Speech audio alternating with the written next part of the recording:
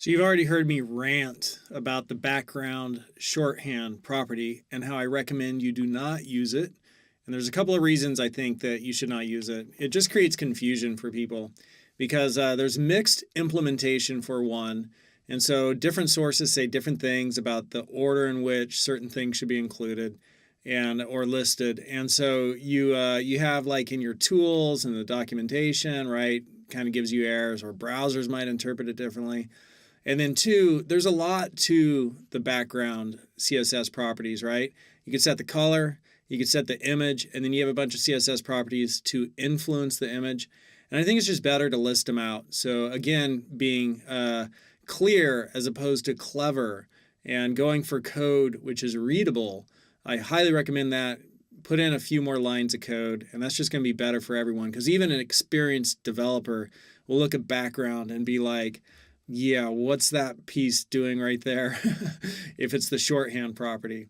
So mixed implementations, being clear instead of clever. And then also there's two more reasons. You can see the reasons right here. It sets missing properties to their initial value. So if you use background, like missing properties that you don't specify got set to their initial value. So that might influence your design in a way that you don't want. Whereas if you use the regular ones, not the concatenation shorthand property, then you're not getting other properties automatically set to their own. So that's another reason. And then some properties have the same value, which causes confusion. And so content box, padding box, and border box are both used by background origin, right? We saw that border box, padding box, content box, but then also by background clip, which is a whole hell of a lot like background origin. We didn't talk about it. But background clip extends not only to images, but also to colors. But it also uses border padding content.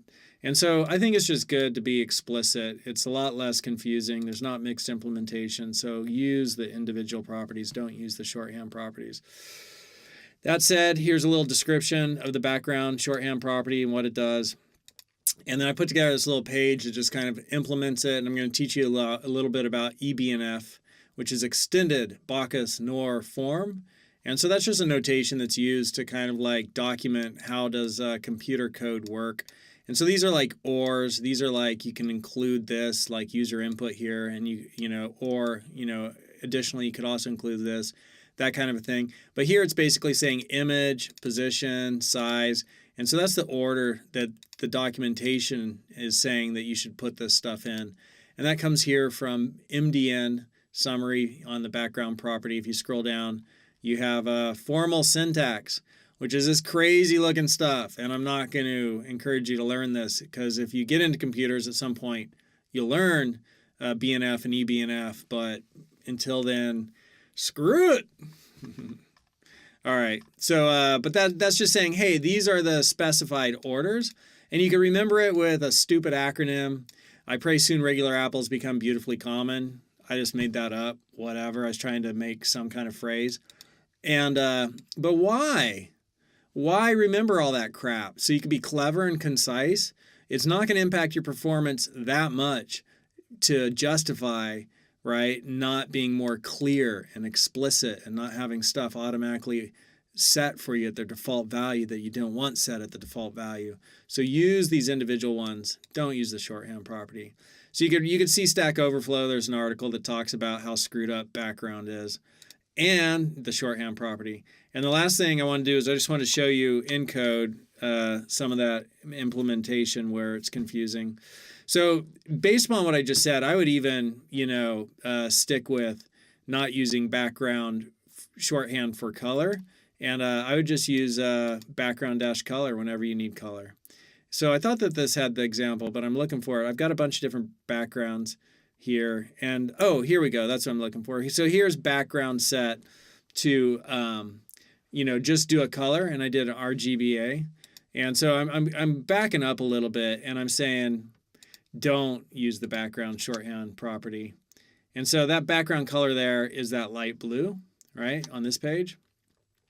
But I could comment that out, and I could bring that one in, and okay, cool. So I have no repeat, which means the image isn't going to repeat, and there's an image there. So let me refresh that, and there's that image of that dog, and I'm not repeating it, and that's readable. but then all those other properties, all these other properties that I didn't specifically talk about, they got set to their initial values, whatever that is. And so here is, I put this into the order that's recommended, which is image, position, size. I praise some. What did I do? Praise some, regular apples. I can't remember. Become beautifully common. And I did clip origin. I just did it off of border box. So I should probably come up with a different acronym because it's clip origin, not BB, whatever. Don't use it. It's just a pain in the butt. But you can see I put this in that order, and my editor is saying, you know what? It needs to be background color first.